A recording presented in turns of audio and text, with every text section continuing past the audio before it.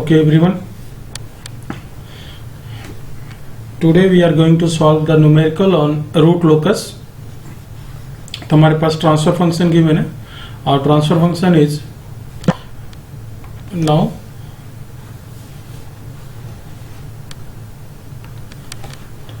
तो given transfer function हमारे पास है। Given transfer function GSHS equal to K into S plus 1 divide with S into S plus 2 into S square 4S plus 8। ये मेरा transfer function given है। हमें क्या करना है, इसके रूट लोकस ड्रॉ करने। क्या करना है, रूट लोकस ड्रॉ करना। तो प्रीवियस क्लास में हमने एक न्यूमेरिकल आपको कराया था और इसके वीडियो मैंने शेयर किया था आपको ग्रुप में। तो सिमिलरली यहाँ पे भी मैं इस न्यूमेरिकल को सॉल्व करते हैं। एस्केच द रूट लोकस, क्या पूछा गया हमसे, एस्केच द रूट लोकस। हमें रूट लोकस एस्केच करना है। यहाँ पे द होगा, एस्केच द रूट लोकस, इसलिए sketch the root locus for k greater than equal to 0। अगर आपको k के बारे में इंफॉर्मेशन नहीं है तो बाय डिफॉल्ट भी आपको क्या एज्यूम करना है कि k is the positive number. Clear, k की वैल्यू 0 नहीं हो सकती इस कंडीशन में, क्योंकि अगर k की वैल्यू 0 के इक्वल होगा दैट कंडीशन में क्या होगा, GSHS equal to 0। And determine the value of k, हमें k की वैल्यू डिटरमिन करनी है फॉर मार्जिनल स्टेबिलिटी। हमें उस k की उस वैल्यू को डिटरमिन करनी है जहां पे सिस्टम क्या हो जाए, मार्जिनल स्टेबल होता है। इस कंडीशन में हमें क्या करना है, k की वैल्यू फाइंड करनी है। ये हमारा टास्क है। आइए इसके सॉल्यूशन देखते हैं। सॉल्यूशन तो रूट लोकस ड्रॉ करने के लिए मैंने आपको पहले बताया था, फर्स्ट ऑफ ऑल हम क्या फाइंड करते हैं, पोल्स एंड जीरो। तो हमारे पास इक्वेशन गिवन है, इक्वेशन के पोल्स और जीरो पहले फाइंड करेंगे।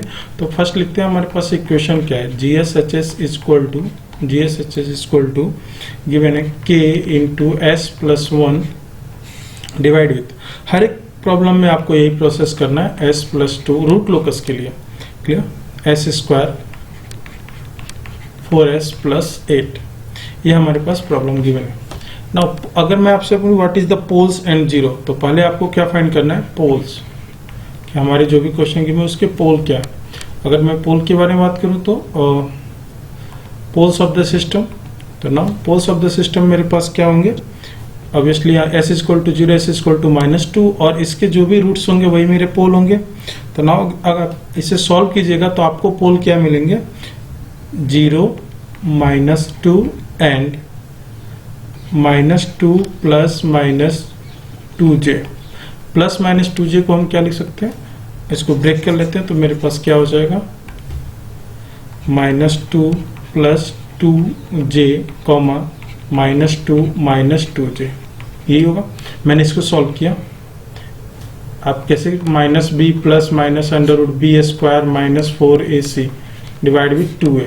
जब आप इसको सॉल्व कीजिएगा तो आपको इसके रूट्स मिल जाएंगे। तो मैं डायरेक्टली यहाँ पे रूट्स लिख लिया, क्योंकि सबको पता है कैसे सॉल्व करना होता है, काफी इजी टास्क है। क्लियर, हमने पोल फाइंड कर लिया। नेक्स्ट हमारा क्या पार्ट होगा, जीरो। क्या फाइंड करना होगा हमें, जीरो कौन से है। तो जीरो के लिए डिफरेंट कलर यूज कर लेते हैं। हमारे पास जीरो क्या होगा, S-1। तो -1 हमारे पास क्या होंगे, जीरो। मैंने प्रीवियस क्लास में बताया, पहले हमें क्या, open loop pole and open loop zero find करना है। उसके बाद हमें क्या करना होता है, हमें उसको S प्लेन में हमें डिनोट करना होगा कि हमारे पास जो पोल और जीरो है इसको मुझे एक प्लेन में डिसाइड करना होगा कहाँ पे पोल है और जीरो है। क्लियर, तो मैं डिफरेंट कलर यूज कर लेता हूँ इसके लिए। 1 second, something different. Line proper नहीं ड्रॉ हो रही, बट आप इसको यूज कर सकते हैं। ये मेरे पास imaginary axis means j omega और दिस इज द सिग्मा। ये हमने पढ़ा था प्रीवियस क्लास में, मैंने इसके बारे में डिस्कस किया था कि हमें इमेजिनरी एक्सिस भी यूज करने होते हैं और रियल एक्सिस। नाउ अब मैं ड्रॉ करूंगा मेरे पास पोल्स। पोल कहाँ पे, जीरो कहाँ पे, मेरे पास S इक्वल टू -1। तो पहले मैं S इक्वल टू -1 पे एक जीरो ड्रॉ कर लेता हूँ और दिस इज द जीरो। देखिए S इक्वल टू -1 पे मेरा जीरो हो गया और मैं इसको डिनोट किया -1। क्लियर, नाउ नेक्स्ट हमारे पास क्या होंगे, पोल। तो पोल का नोटेशन क्या होता है, क्रॉस से हम पोल को रिप्रेजेंट करते हैं, जीरो को सर्कल से रिप्रेजेंट करते हैं। तो हमारे पास एक पोल कहाँ पे, जीरो पे। तो मेरे पास यहाँ पे पोल है, 1 pole at S equal to 0। Clear, another pole का है -2 पे, -2 इज हियर, सम पॉइंट यहाँ पे होगा। S इज, ये मेरे पास सर्कल नहीं होगा, सॉरी, पोल को हम क्रॉस से रिप्रेजेंट करते हैं, तो मीन्स हमारे पास क्या होगा यहाँ पे क्रॉस, यहाँ पे रिप्रेजेंट करते हैं, दिस इज द क्रॉस। ये मेरे पास पोल होगा, -2 को रिप्रेजेंट किया, -2 plus 2j, -2 plus 2j obviously यहाँ पे होगा, मैं यहाँ पे रिप्रेजेंट करता हूँ। सॉरी, मैंने होल डायग्राम को थोड़ा शिफ्ट करना होगा क्योंकि यहाँ पे पोल 0 हमारे पास स्पेस नहीं है। Sorry, 1 second.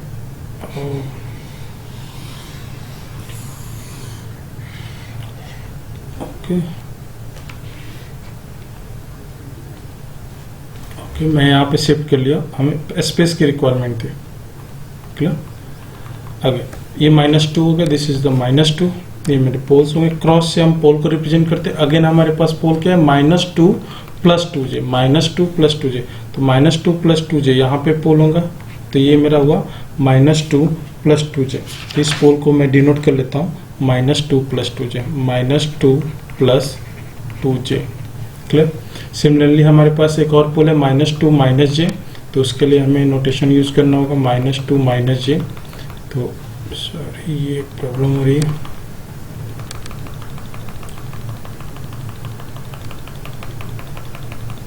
One second, -2 minus j, तो -2 माइनस j को मैं यहाँ पे रिप्रेजेंट कर रहा हूँ कि this is the -2 minus, same space पे होगा। इस लाइन को ड्रॉ कर लेंगे आगे, मैं इसको ड्रॉ कर देता हूँ। 1 second, this become okay -2 minus j, this become -2 minus 2j। ये मेरे पास पोल हो गए। हाँ, फर्स्ट आपको ये स्टेप एडॉप्ट करने हैं। पहले आपको क्या करने है, पोल इन 0 फाइंड कर लेने। पोल 0 फाइंड करने के बाद आपको पोल 0 j ओमेगा पे प्लॉट मीन्स एस प्लेन में आपको प्लॉट कर लेना। आफ्टर डेट आपको क्या करना है, इसके बाद आपको डिसाइड करना है कि मेरे रूट्स कहाँ पे लाई करेंगे। क्लियर?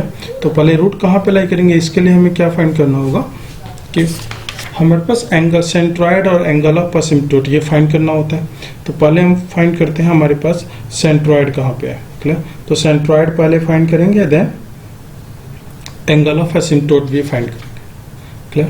तो हम फाइंड करते हैं सेंट्रॉयड। तो सेंट्रॉयड फाइंड करने के लिए हमारे पास ना, अब नेक्स्ट स्टेप क्या होगा, हमारे पास जो रूट लोकस है वो कैसे होगा, मीन्स यहाँ पे रूट लोकस एग्जिस्ट करेगा या नहीं। तो पहले रियल एक्सिस पे क्या रूट लोकस एग्जिस्ट करेगा, यहाँ पे देखिए पोल 0 कितने हैं, odd number of pole 0 right side में होने चाहिए। मीन्स हमारे पास एक रूट रूट लोकस यहाँ से स्टार्ट होगा, यहाँ पे एग्जिस्ट कर सकता है रूट लोकस। ये क्वेश्चन पूछे जा सकते हैं आपसे कि रूट लोकस रियल एक्सिस पे कहाँ एग्जिस्ट करता है। मैंने एक्सप्लेन किया था, आप यहाँ पे खड़े हुए राइट साइड में देखिए कितने नंबर ऑफ पोल और 0 है, 1, तो ऑड नंबर ऑफ पोल है।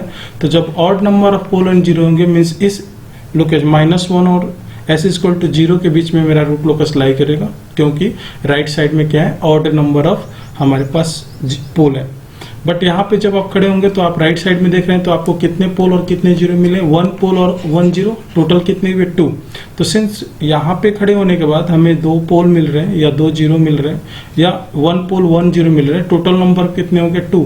तो इवन नंबर है, तो इवन नंबर कंडीशन में इस एरिया में हमारे रूट लोकस लाई नहीं करेगा, तो यहाँ पे रूट लोकस मेरा लाई नहीं करेगा। अगेन यहाँ पे आप खड़े हो जाइए तो आपको odd number of root locus मिल रहा है, मीन्स यहाँ भी आपका रूट लोकस लाई कर सकता है। क्लियर? तो आपके रूट लोकस कहाँ पे लाई करेंगे, इस ये पॉइंट हो गए आपके। क्लियर? तो इसको हम देखते हैं ना। क्लियर? तो हमारा रूट लोकस कहाँ पे लाई करेगा, पहले इसको आप देखिए, इस लोग यहाँ पे लाई करेगा और रियल एक्सिस में यहाँ पे लाई करेगा, बट यहाँ पे हमारा रूट लोकस लाई नहीं करेगा। ये क्लियर हुआ कंसेप्ट। तो रूट लोकस कहाँ पे लाई करता है, इसको फाइंड करने का यही एक तरीका मैंने फर्स्ट वीडियो में भी एक्सप्लेन किया था। क्लियर? तो हमें सिर्फ इन दोनों रीजन पे फोकस होना है। अब उसके बाद हमारे पास होता है असिम्प्टोट। असिम्प्टोट क्या होते हैं, कि हम number of root locus branch, तो हमारे पास number of root locus branch कितने होंगे, इसको कैसे कैलकुलेट करें। अब हमारे पास कितने ब्रांच होंगे रूट लोकस के, तो number of root locus branch. Second step क्या होता है, स्टेप 2। स्टेप 2 में क्या होगा, number of root locus branch, root locus branch. इसके क्या होता है, number of pole minus number of 0। पोल और 0, तो आप इस आइदर पोल और 0 मैक्सिमम क्या लिखते हैं इसको, maximum number of pole comma zero. इसका मीनिंग क्या हुआ, इसमें पोल या जीरो जिसकी वैल्यू मैक्सिमम होगी उसके इक्वल बराबर, उसके इक्वल टू होगा। मीन्स यहाँ पे मैक्सिमम पोल की वैल्यू कितनी थी हमारे पास, पोल इज इक्वल टू 4 हमारे पास पोल थे और जीरो कितने थे 1, तो इन दोनों में मैक्सिमम क्वांटिटी क्या होगी 4, तो हमारे पास 4 रूट लोकस ब्रांच होंगे। कितने रूट लोकस ब्रांच होंगे 4। आउट ऑफ 4 कितने ऐसे ब्रांच होंगे जो एसिम्प्टोट होंगे, मीन्स जो इन्फिनिटी पे टर्मिनेट होंगे। तो हमारे पास स्टेप थर्ड में हम क्या लिखेंगे, out of 4 step third number of branch terminated at infinity वहां पे टर्मिनेट होंगे, उसके लिए क्या होता है p माइनस जेड। मीन्स पोल कितने हैं 4, जीरो कितने हैं 1, तो हमारे पास 3 ऐसे ब्रांच होंगे जो इन्फिनिटी पे टर्मिनेट होगा। इसका मीनिंग ये हुआ नंबर ऑफ ब्रांच इन्फिनिटी पे टर्मिनेट होंगे, और इसी को हम क्या कहते हैं असिम्प्टोट्स, इसी को हम क्या कहते हैं असिम्प्टोट्स। मीन्स जो ब्रांच इन्फिनिटी पे टर्मिनेट होते हैं उन्हीं को हम क्या कहते हैं असिम्प्टोट। अब हमें असिम्प्टोट से रिलेटेड ऑल कैलकुलेशन यहाँ पे करने होंगे। तो एंगल ऑफ असिम्प्टोट क्या होता है, सेंट्रॉइड, इसे हमें फाइंड करना होगा। तो स्टेप फोर्थ में क्या चलेंगे, सिंस हमें असिम्प्टोट के बारे में इंफॉर्मेशन मिल गई कि यहाँ पे असिम्प्टोट होंगे। असिम्प्टोट क्यों होंगे, सिंस यहाँ पे देखिए एक ब्रांच मेरा क्या होगा, एक ब्रांच यहाँ से स्टार्ट होगा, हमने देखा था, और ये क्या होगा जीरो, यहाँ पे जीरो पे टर्मिनेट होता है। हमने पढ़ा था कि हमारा एट पोल पे के की वैल्यू जीरो होती है, एट जीरो के की वैल्यू क्या होती है इन्फिनिटी। के क्या है मेरा कांस्टेंट है, डीसी है यहाँ पे, और मेरा जो भी रूट लोकस होता है वो कहाँ से स्टार्ट होता है, पोल से स्टार्ट होता है और जीरो पे टर्मिनेट होता है। ये आप वीडियो देख सकते हैं, वहाँ पे एक्सप्लेन किया गया था। रूट लोकस मेरा क्या होता है, पोल से स्टार्ट होता है और जीरो पे टर्मिनेट होता है। सॉरी ये नहीं चाहिए, ओ शिट,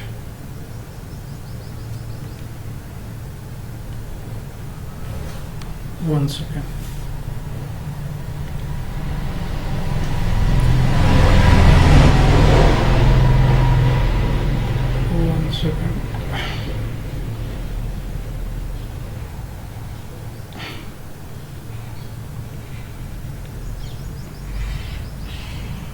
सिग्मा प्लस जी होगा।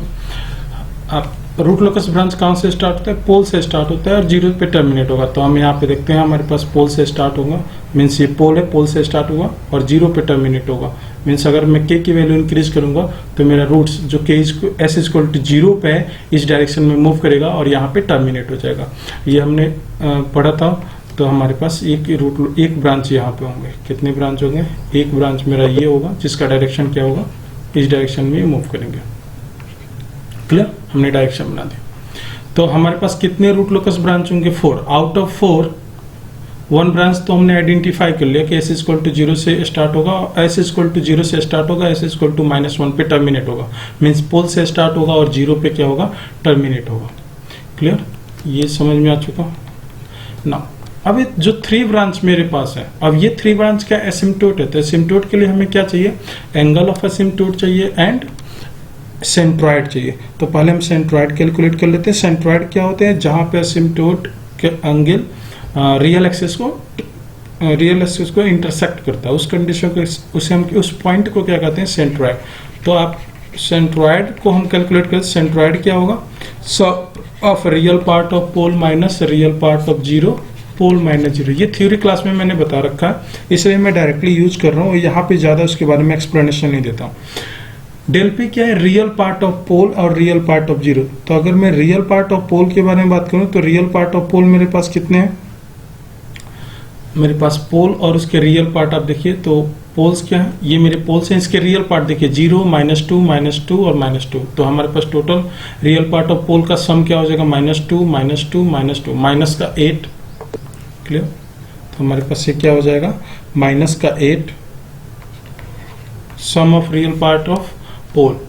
पी की वैल्यू, पी क्या होता है, sum of real part of pole. ये आपको मैंने एक्सप्लेन किया था। जीरो, अब जीरो मेरे पास है, उसका रियल पार्ट क्यों लेना है, तो -1 ही होगा, यही रियल पार्ट है, इमेजिनरी पार्ट इसका 0 है।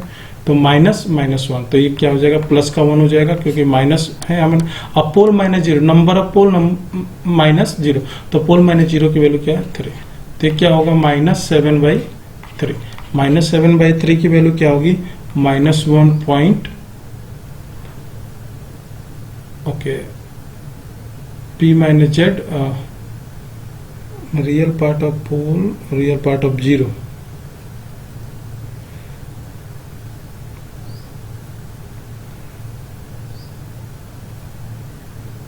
तो दिस बिकम -1, 0 कहाँ पे, माइनस का 1 पे, तो -1 और ये क्या होगा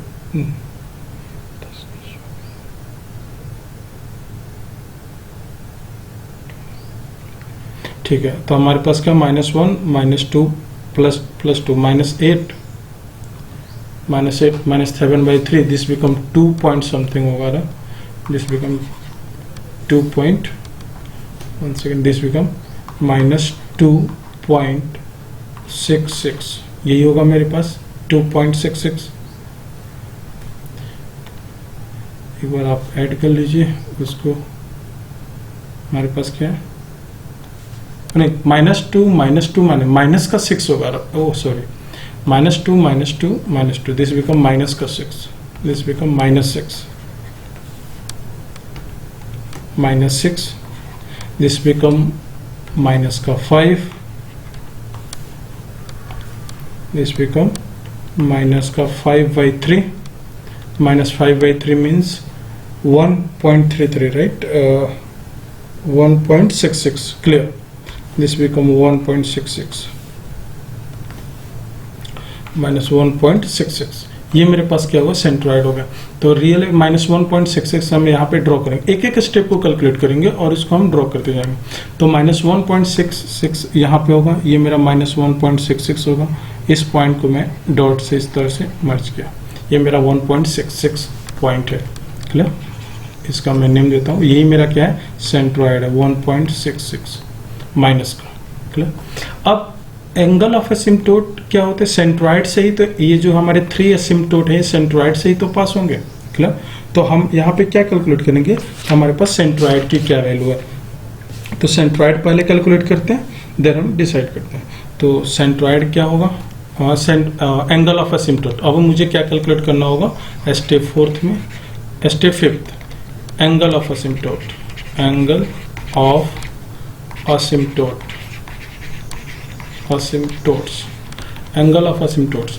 एंगल ऑफ एसिम्पटोट के लिए मैंने आपको, अगर k की वैल्यू ग्रेटर देन 0 है, फॉर इसके यहाँ पे क्वेश्चन में मेंशन था k is greater than equal to 0, इस कंडीशन में एंगल ऑफ एसिम्पटोट की वैल्यू क्या होती है, odd multiple of 2q + 1 × 180, odd multiple of 180 divide with number of pole minus number of 0, यही होता है मेरे पास। ये मैंने वीडियो, आप अगर यहाँ पे डाउट है तो आप प्रीवियस वीडियो देखिए, वहाँ पे मैंने सारे फार्मूले एक्सप्लेन किए हुए हैं, बस यहाँ पे यूज कर रहे हैं, प्रैक्टिस कर रहे हैं यहाँ पे। तो अब यहाँ पे मैंने बताया था Q की वैल्यू क्या होती है, Q की वैल्यू होती है 0 से स्टार्ट होगा, 0 1 2, बट ये कहाँ तक जाएगा, P - Z - 1 तक। तो P - Z की वैल्यू क्या है, P - Z की वैल्यू 3 - 1 2, तो 0 1 2 यहीं तक ही जाएगा। आप देखिए P की वैल्यू 4 - 1, Z कितने से, Z means number of 0, 4 - 1 3, minus का 1 2, मीन्स Q की वैल्यू 0 से लेकर 2 आप यहाँ पे पुट करेंगे, तो हमारे पास 2Q + 1 divide with 1 multiply with 180 divide with P - Z की वैल्यू 3 है, means this become 60। Now this become 2Q + 1 multiply with 60।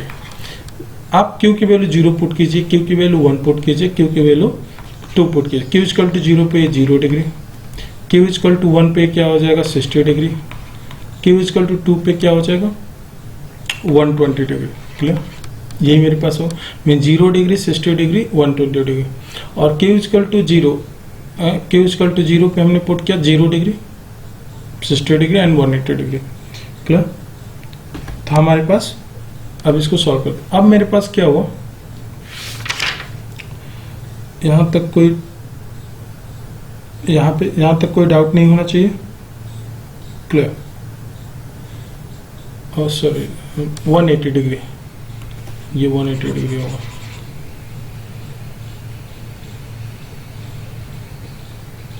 Q equal to 0 put करेंगे तो that become 60, q equal to 0, sorry यहाँ पे गलत हुआ, क्यू इजकल टू 0 पुट कीजिए, q equal to जब 0 पुट करेंगे तो this become 60 degree, q equal to 1 put कीजिए तो दिस बिकम 213 और 180 degree, q equal to 2 put कीजिए, q 2 4 and 5 means this is 300 degree, यही होगा मेरे पास। 300 को हम क्या लिख सकते हैं, -60 डिग्री लिख सकते हैं क्या, -60 डिग्री भी लिख सकते हैं, और 180 डिग्री को हम 0 डिग्री भी लिख सकते हैं, राइट, माइनस निगेटिव साइन के साथ, 0 डिग्री नहीं, निगेटिव साइन मीन्स। अब हम क्या करते हैं, सेंट्रॉइड से, यही प्रोसेस है रूट लोकस ड्रॉ करने का, यही प्रोसेस है। अब हम क्या करेंगे, इसके बाद सेंट्रॉइड पे, सेंट्रॉइड है यहाँ पे, मेरे एंगल क्या मिला था 60 डिग्री, तो एक 60 डिग्री का एंगल ड्रॉ करेंगे सेंट्रॉइड पे, क्या करेंगे, एक 60 डिग्री का, थोड़ा स्केल प्रॉपर नहीं हो रहा है, आप प्रॉपर स्केल का यूज कीजिएगा तो आप इससे बेटर डिजाइन कर सकते हैं। बट यहाँ पे मैं थीटा इक्वल टू 60 डिग्री का एक एंगल ड्रॉ किया, ये अगेन मेरा क्या होगा, -60 डिग्री, तो जिस अपोजिट डायरेक्शन में 60 डिग्री का एंगल मुझे ड्रॉ करना होगा, और मैं यहाँ पे ड्रॉ करता हूँ, प्रॉपर स्केल का आप यूज कीजिएगा, -60 डिग्री। ऑनलाइन ये पॉसिबल नहीं कि परफेक्ट ड्रॉ हो, बट आप मेथड को समझिए।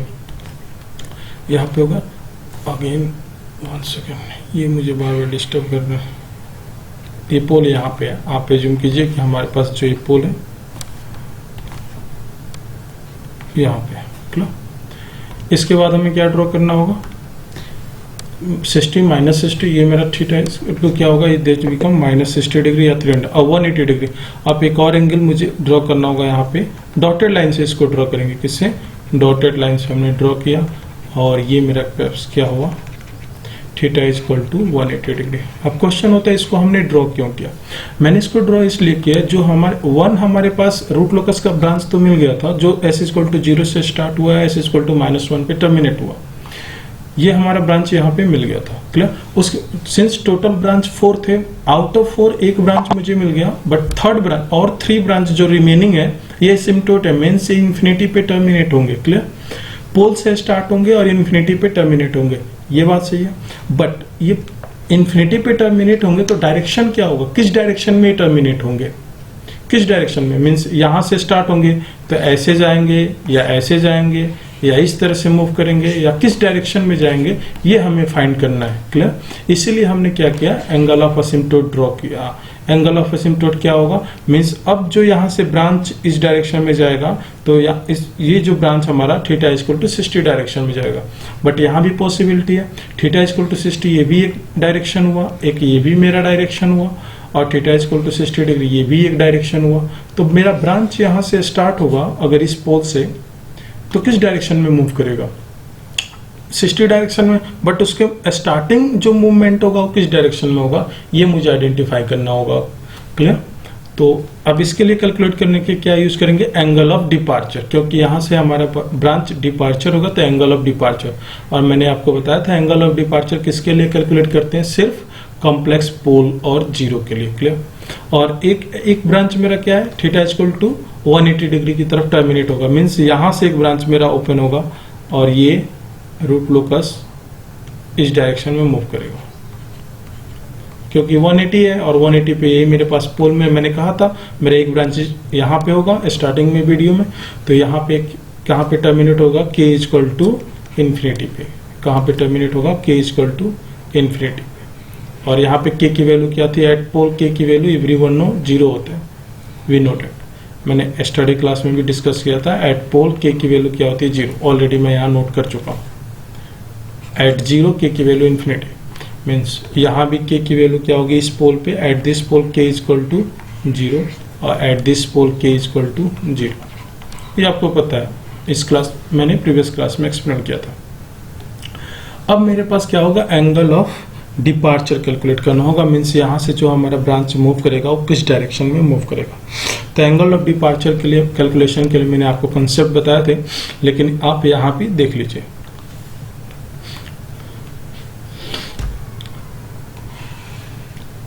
आइए एंगल ऑफ डिपार्चर कैलकुलेट करते हैं। यहाँ पे मेरा पास पोल था, इसके लिए एंगल ऑफ डिपार्चर की क्या वैल्यू होगी उसको हम कैलकुलेट करने जा रहे हैं। एक पोल मेरे पास यहाँ पे था और यहाँ पे एंगल ऑफ डिपार्चर क्यों कैलकुलेट कर रहे हैं, क्योंकि हमारा जो रूट लोकस ब्रांच से स्टार्ट होगा वो किस डायरेक्शन में मूव करेगा, तो इसके लिए एंगल ऑफ डिपार्चर होता है। मैंने प्रीवियस वीडियो में भी एक्सप्लेन किया था। -2 यहाँ पे -2 -1 और ये 1 था।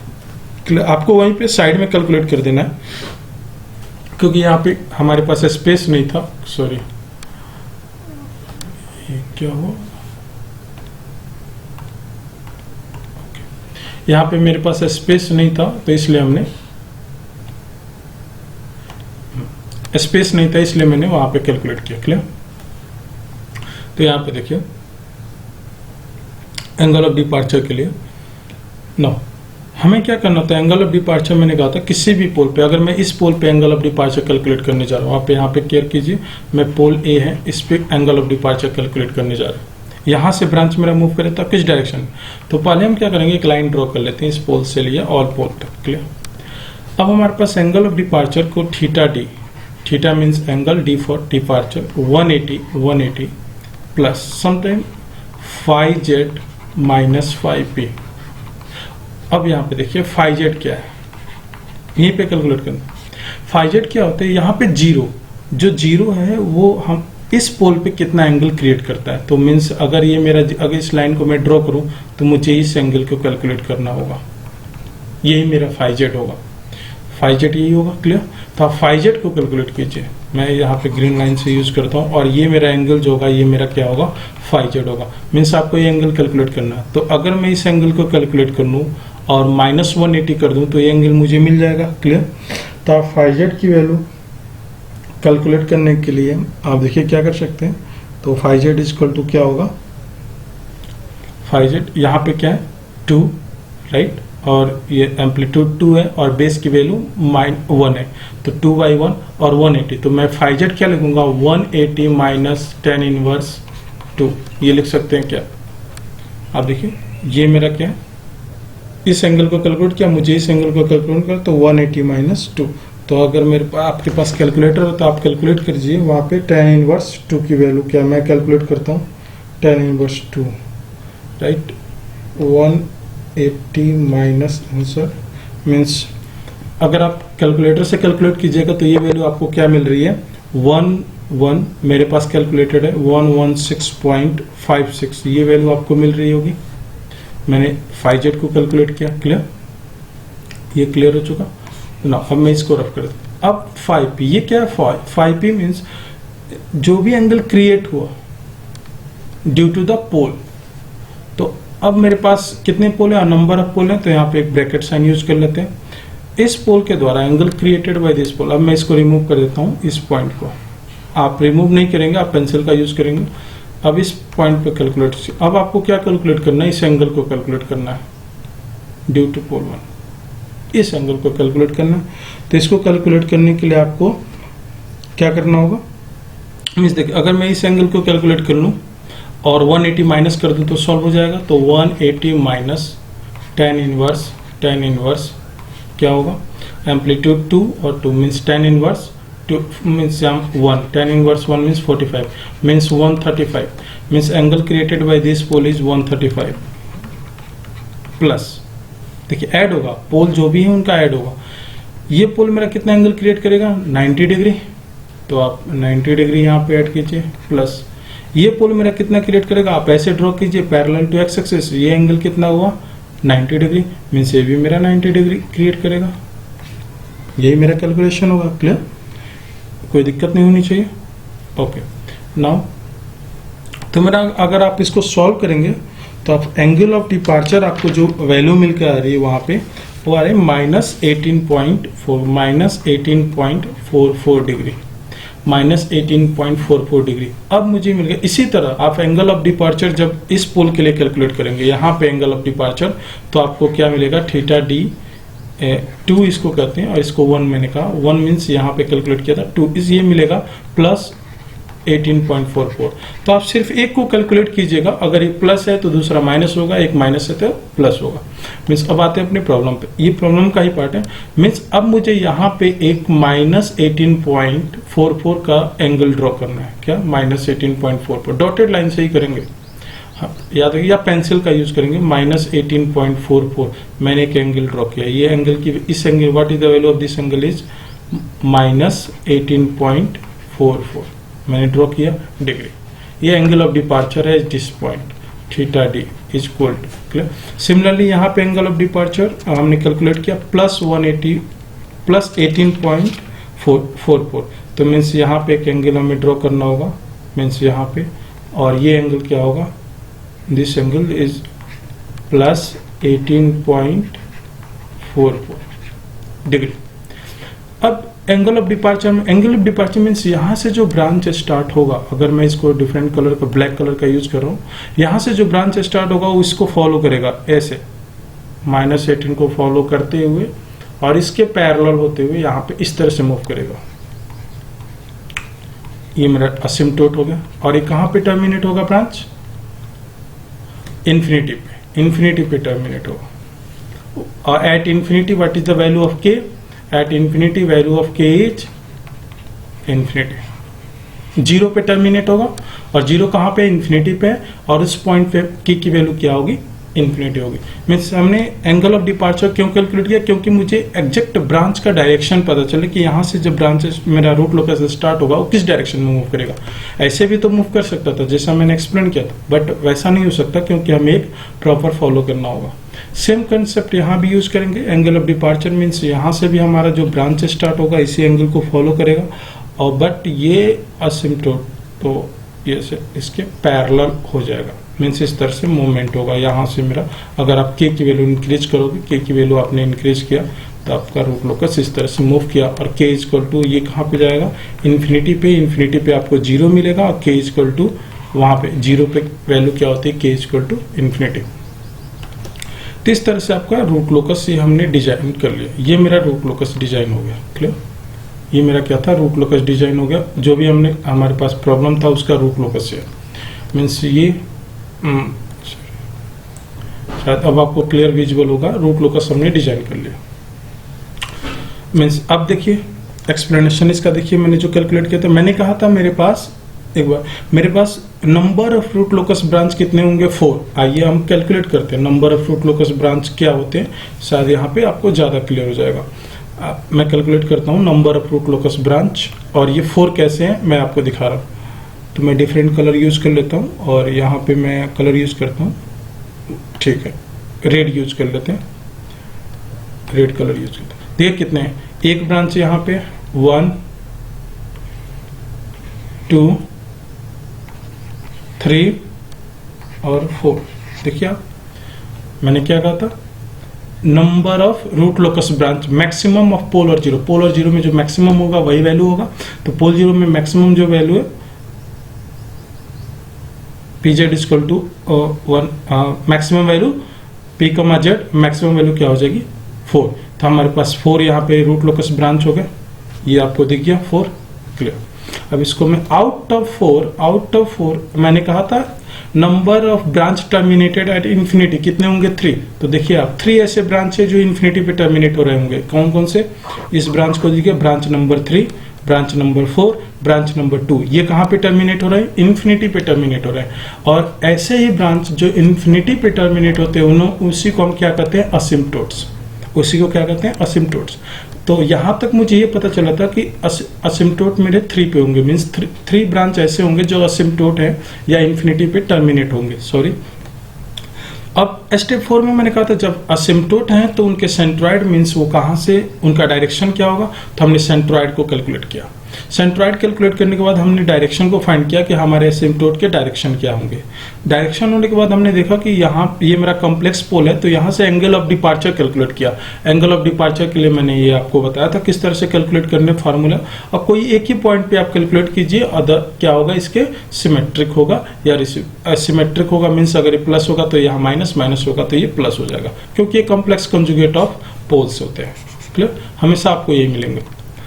तो हमने एंगल ऑफ डिपार्चर कैलकुलेट किया। एंगल ऑफ डिपार्चर के लिए यहाँ डॉटेड लाइन से एक मैंने एंगल बनाया, उसके बाद उसी डायरेक्शन में वहां से ब्रांच को हमने मूव किया और के की वैल्यू हमने डिटरमिन कर दी। के की डिफरेंट वैल्यू डिफरेंट। तो हमारे पास ये मैंने आपको कंसेप्ट एक्सप्लेन कर दिया कि असिम्प्टोट क्या होते हैं और नंबर ऑफ ब्रांच कितने होंगे, और डायरेक्शन ये मैंने सेंट्रॉइड कैलकुलेट किया और एंगल ऑफ असिम्प्टोट कैलकुलेट किया। इसका आप इंपॉर्टेंस अब आपको पता चल गया होगा कि ये दोनों स्टेप हमने क्यों यूज किया। अगर ये कैलकुलेट हम नहीं करते तो हम इसके डायरेक्शन को आइडेंटिफाई नहीं कर सकते। क्लियर? यहाँ तक आपको हो गया होगा। तो मैं जो टर्म यहाँ पे यूज किया हूँ 1 2 3 4 रिमूव कर देता हूँ क्योंकि इसका पार्ट नहीं है। ये तो क्वेश्चन का एक पार्ट हुआ। यहाँ पे देखिए क्वेश्चन क्या है कि sketch the root locus for K greater than equal to 0। Okay, कि ग्रेटर देन इक्वल टू के लिए 0 के लिए हमने रूट लोकस देखिए। जो भी रूट लोकस है इसमें के की वैल्यू क्या है 0 से लेकर इन्फिनिटी तक, मीन्स के ग्रेटर देन इक्वल टू 0 के लिए हमने ड्रॉ कर दिया जो क्वेश्चन में इन्होंने मेंशन किया था। क्लियर? यहाँ तक। अब डिटरमिन द वैल्यू ऑफ के for system should be marginal stable. तो प्रीवियस क्लास में भी एक्सप्लेन किया था सिस्टम मार्जिनल स्टेबल क्या होता है। जब हमारे पोल्स क्या हो जे ओमेगा एक्सिस पे हो तभी तो मेरा सिस्टम मार्जिनल स्टेबल होता है। यहाँ देखिए मेरा जे ओमेगा एक्सिस पे पोल इस पॉइंट पे कट कर रहा है, मीन्स ये एक पॉइंट है मेरा, यहाँ पे कट कर रहा है। अगेन अगर मैं इस ग्राफ में भी यहाँ पे जे ओमेगा एक्सिस पे कट कर रहा है, मीन्स ये इस पॉइंट पे मुझे क्या करना है के की वैल्यू फाइंड करना है। इस पॉइंट पे मुझे के की वैल्यू फाइंड करनी है क्योंकि जे ओमेगा एक्सिस को यहीं पे कट कर रहा है और जे ओमेगा एक्सिस को पे जहां रूट लोकस कट करेगा मीन्स उसको पेनिट्रेट करेगा, उसी पॉइंट को हम क्या उसी पॉइंट पे मेरा सिस्टम क्या होगा मार्जिनल स्टेबल होगा। तो इसको सॉल्व करने के लिए हम किसका हेल्प लेंगे आरएच क्राइटेरिया का। किसका हेल्प लेंगे आरएच क्राइटेरिया। देखो 4 स्टेप में ड्रॉ हो गया। अगर आप थोड़ा सा प्रैक्टिस कर लोगे तो रूट लोकस 4 to 5 स्टेप में आप इजिली ड्रॉ कर सकते हो। क्लियर? ज्यादा इसके लिए वरी नहीं होना। अब सेकंड पार्ट को हम सॉल्व करते हैं। सेकंड पार्ट में हमारे क्या है कि मार्जिनल स्टेबल सिस्टम है, उसके लिए हमें तो हम इसमें किसका हेल्प लेते हैं RH criteria. RH criteria RH criteria में मुझे क्या चाहिए कैरेक्टरिस्टिक इक्वेशन चाहिए 1 + GSHS। अगर आपको इसमें डाउट हो तो मैंने आरएच क्राइटेरिया पे बहुत सारे वीडियो बना कर रखे हैं, आप उसको एक बार जरूर देख लीजिए तो आपको यहाँ पे डाउट नहीं होगी। तो मैं डायरेक्टली यहाँ पे सॉल्व करना कोशिश कर रहा हूँ कि s+1 GSHS की वैल्यू गिवन है क्वेश्चन में s × s+1 s+2 s² 4s + 8 clear equal to 0। ये हमारे पास गिवन है। तो आप इसको सॉल्व कीजिएगा तो आपको क्या मिलेंगे, डायरेक्टली आप इसे सॉल्व कीजिए तो आप सॉल्व करेंगे तो आपको मिलेगा s⁴ मैच कीजिएगा, पेन एंड पेपर लीजिए एंड सॉल्व कीजिए। मेरे पास सॉल्व्ड है तो मैं इसको डायरेक्ट यहाँ पे राइट कर देता हूँ 16s²। ये सिंपल है, इसमें कुछ ज़्यादा प्रॉब्लम नहीं होनी चाहिए, सिंपल सी मैथमेटिक्स है और k = 0। क्लियर? ये कैरेक्टरिस्टिक इक्वेशन हो गया। अब कैरेक्टरिस्टिक इक्वेशन से मैंने एक्सप्लेन किया था हमारे पास कि आरएच टेबल कैसे क्रिएट करते हैं। आरएच टेबल के लिए हमारे पास फर्स्ट पावर राइट करते हैं, उसके बाद वैल्यू पुट करेंगे 1 6 वैल्यू पुट करना मैं आपको सिखा चुका हूँ तो यहाँ पे मैं डायरेक्टली राइट कर रहा हूँ। ओके, और मैं थोड़ा फास्ट सॉल्व करूँगा क्योंकि मैं इस क्वेश्चन को कई बार आपको करा चुका हूँ तो आप वहाँ पे देख सकते हैं। मीन्स ये वैल्यू क्या होगी 80 - के। अगर आपको ये डाउट हो कैसे हो रहा है तो आप आरएच क्राइटेरिया से रिलेटेड जो भी वीडियो है उसको एक बार आप देख लीजिए, वहाँ पे इस तरह के प्रॉब्लम कराया गया -k² 2k + 1 तो आप सॉल्व कीजिएगा। आरएच क्राइटेरिया आपको आना चाहिए और मैं बता चुका हूँ इसके बारे में। क्लियर? अब इसमें मुझे मार्जिनल स्टेबल होना चाहिए तो s⁴ जो ऑड पावर s का जो ऑड पावर है वो मेरा 0 होना चाहिए। मीन्स मैं इसको 0 नहीं करूँगा यहाँ पे क्योंकि s⁴ इवन पावर है तो मुझे किसको 0 करना है इस पॉइंट को। क्लियर? तो ये कंप्लीट मेरा यहाँ पे ऑलरेडी 0 है, कुछ भी नहीं है तो यहाँ पे 0 हम मेंशन करते हैं। मैं एक्सप्लेन किया था, आप एक बार देखिए। तो मुझे इस क्वांटिटी को 0 करना है। अगर ये 0 हो जाएगा तो s⁴ ऑड जो नंबर है देखो s⁴ 1 s⁴ आइदर इस रो को 0 कर सकते हैं और इस रो को, इसको 0 नहीं करेंगे s⁴ है क्योंकि इवन नंबर है। तो ये देखो इस क्वांटिटी को 0 करेंगे तो क्या होगा -k² + 2k + 1280। क्लियर? तो सिस्टम मार्जिनल स्टेबल होने के लिए जब आप इसे सॉल्व कीजिएगा तो आपको k की वैल्यू मिलेगी, k की वैल्यू आपको मिलेगी 52.4 और another values of k is 24.42। ये मेरे पास k की वैल्यू होगी। बट हमारे क्वेश्चन में क्या मेंशन है, k is greater than equal to 0, ये मेंशन है। मीन्स हमारे पास अगर नेगेटिव वैल्यू है इसको हम कंसिडर नहीं करेंगे, ओनली हम पॉजिटिव वैल्यू को ही कंसिडर करेंगे, क्योंकि हमारे क्वेश्चन में मेंशन था कि शुड बी ग्रेटर देन 0। तो अब आपको यहाँ पे k की वैल्यू कितनी मिल गई, 52.4। तो क्वेश्चन में क्या पूछा था आपसे, एक बार क्वेश्चन को देख लेते हैं। क्वेश्चन में पूछा गया था कि हमें k की वैल्यू डिटरमिन कीजिए, determine the value of k for system should be marginal stable. तो हमने यहाँ पे k की वैल्यू डिटरमिन कर लिया, और k की वैल्यू 52.4 होगा तो सिस्टम मेरा क्या होगा, मार्जिनल स्टेबल। अगर सिस्टम मेरा मार्जिनल स्टेबल होगा, मार्जिनल स्टेबल, इसका मीनिंग क्या होगा, सिस्टम में ऑसिलेशन होगा। तो ऐसा अगर ऑसिलेशन होगा तो इसकी एक ऑसिलेटिंग फ्रीक्वेंसी होगी। तो हो सकता है क्वेश्चन में आपको फर्दर ये पूछा जा सके, तो अगर मेरा सिस्टम मार्जिनल स्टेबल है then what is the oscillating frequency. तो इसको कैलकुलेट करने के क्या करेंगे, एक्सिलरी इक्वेशन का यूज करेंगे। मींस इससे जस्ट एबव हमारे पास जो रो है उसमें हम k की वैल्यू पुट करेंगे और एक्सिलरी इक्वेशन को सॉल्व कर देंगे, तो मुझे w की वैल्यू मिल जाएगी। तो कैसे सॉल्व, एक्सिलरी इक्वेशन क्या होगा, 80 माइनस यहाँ पे क्या रखेंगे 52.4, k की वैल्यू हमने कैलकुलेट कर लिया हुआ 6s²। आपको पता है कि एक्सिलरी इक्वेशन कैसे लिखते हैं। और अगेन k की वैल्यू यहाँ पे क्या हम राइट करेंगे। अगर आपको इसमें कहीं भी प्रॉब्लम आ रही है तो आप प्रीवियस वीडियो को जरूर देखो, वहाँ पे एक्सिलरी इक्वेशन कैसे कैलकुलेट करते हैं RH क्राइटेरिया में एक्सप्लेन किया गया। जब आप इसे सॉल्व करेंगे तो आपको s की वैल्यू जो मिलेगी, s equal two plus minus j 3.39 clear. तो हमारे पास क्या होगा, s इक्वल टू क्या होता है, j ओमेगा, तो means plus minus j 3.39 means omega equal two plus minus 3.39, ये आपको मिला। और यूनिट क्या होगा, रेडियन पर सेकंड। मैंने थोड़ा फास्ट कैलकुलेट किया, मैं ये जूम कर रहा हूँ कि आप प्रीवियस वीडियो देख चुके हो। मीन्स यहाँ पे k की वैल्यू मुझे क्या मिली, 52.4। यहाँ पे k की वैल्यू मुझे क्या मिली, 52.4।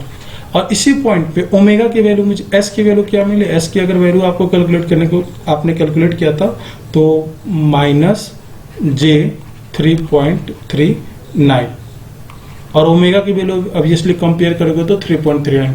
और इस पॉइंट पे s की वैल्यू क्या मुझे मिली, प्लस 3j 3.39। ये मेरा k और s की वैल्यू हुआ कब, जब हमारा यहाँ पे इंटरसेक्ट करेगा। मीन्स ऑब्वियसली देखिए मेरा रूट लोकस आकर यहाँ पे इंटरसेक्ट किया, तो इस तरह से फाइनल आंसर हुआ। और इस तरह से आप रूट लोकस ड्रॉ कर सकते हैं। तो आप क्वेश्चन प्रैक्टिस कीजिएगा तो आप इजीली ड्रॉ कर सकते हैं रूट लोकस। इससे भी कॉम्प्लेक्स रूट लोकस को भी आप ड्रॉ कर सकते हैं और इजीली फाइंड कर सकते हैं। तो चलिए यहाँ तक स्टॉप करते हैं और आगे क्लास में और न्यूमेरिकल हम करेंगे।